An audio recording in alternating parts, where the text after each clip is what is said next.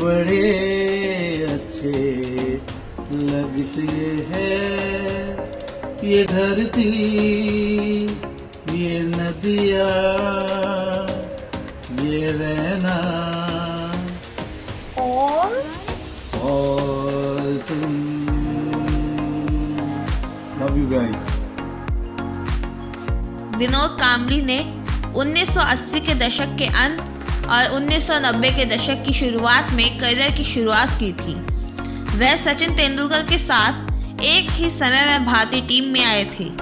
कांबली को सचिन से भी प्रतिभाशाली क्रिकेटर माना जाता था। हालांकि तेंदुलकर के विपरीत कांबली का करियर कम उम्र में पटरी से उतर गया। उन्होंने 23 साल की उम्र में अपना आखिरी टेस्ट मैच खेला था।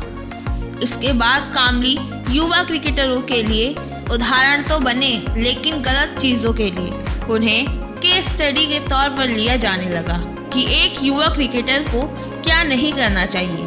सचिन तेंदुलकर और विनोद कांबली की शुरुआती पढ़ाई एक ही स्कूल में की। इन दोनों की दोस्ती की शुरुआत उस समय हुई जब वे 10 साल के थे और मुंबई के शारदाश्रम विद्या मंदिर में कक्षा 7 में पढ़ते थे।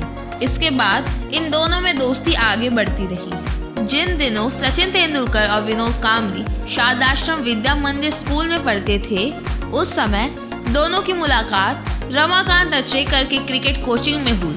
यहाँ कोच रमाकांत ने सचिन कांबली को क्रिकेट की बारीकियां सिखाई। इन दोनों ने बड़ी ही संजीदगी से अपने कोच से क्रिकेट के अलावा अनुशासन का पाठ पढ़ा। जैसा कि आप सभी जानते ही हैं, शारदाश्रम विद्या मंदिर स्कूल के लिए हैरिस शील्ड टूर्नामेंट के दौरान सचिन और कांबली ने बल्लेबाजी में इतिहास रच दिया। इन दिनों इस प्रतियोगिता में जेवियर स्कूल के विरुद्ध खेलते हुए 664 रनों की साझेदारी कर विश्व रिकॉर्ड कायम किया। इसी प्रदर्शन के चलते दोनों क्रिकेटरों को भारत की राष्ट्रीय टीम में बहुत कम उम्र में ही जगह मिल गई थी। इस प्रदर्शन के बाद सचिन तेंदुलकर को साल 1989 में भारतीय टीम में जगह मिल गई थी। साल 1992 आते आते तेंदुलकर टेस्ट क्रिकेट में 1000 रन बनाकर सुर्खियां बटोर चुके थे।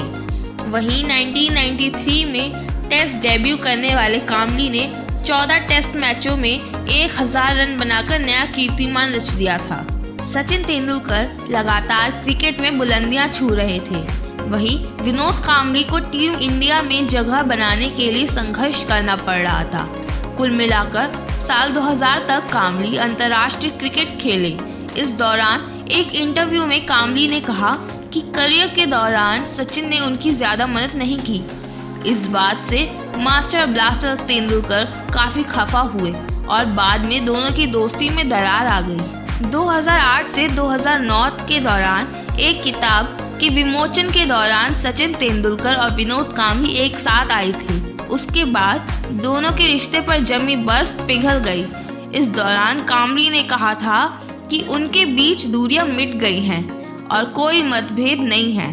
कांबली ने कहा था कि उन्हें खुशी है कि वे दोनों फिर करीब आ गए हैं। दोनों ने एक दूसरे को गले लगाया, दोनों वापस से दोस्त बन गए।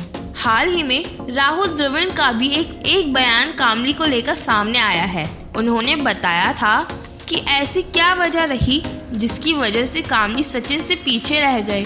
द्रविड़ की इस पुरानी क्लिप में वह विनोद कांबली के नाम का उल्लेख करते हुए टैलेंट की परिभाषा पर अपने विचार साझा करते दिख रही हैं। द्रविड़ ने वायरल क्लिप में उदाहरण दिया है कि कैसे विनोद कांबली में गेंद को हिट करने की अविश्वसनीय क्षमता थी, लेकिन शायद उनके पास अन्य क्षेत्रों में प्रतिभा नहीं थी, जिसकी वजह से वह नहीं समझ सके कि अंतर्राष्ट्रीय क्रिकेटर होने के लिए क्या करना पड़ता है।